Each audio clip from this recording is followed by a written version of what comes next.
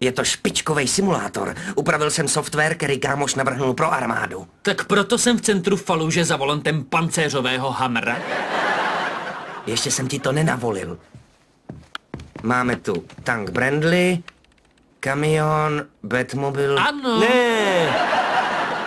Jasně, tohle bude ono. Červený Ford Taurus v ulicích Pasadeny. Co je? Podle statistik zastaví policie červená auta častěji než auta jiné barvy. Nechci žádné dohady s Poldy. Fajn, tak jakou barvu chceš? Světle modrou, jako měl světelný meč Luka Skywalker. Než ho digitálně remasterovali. Bude to černá.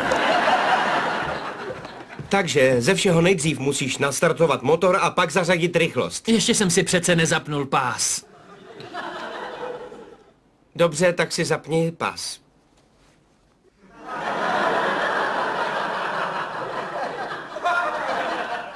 Cvak.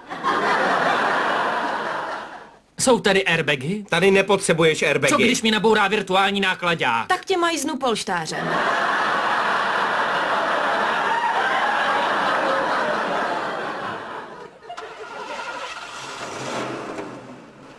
A teď tam zařaď rychlost a vyjeď pomalu do provozu.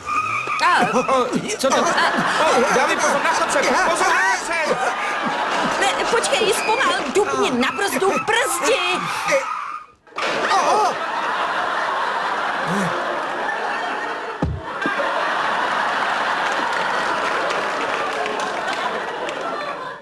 Děkuji.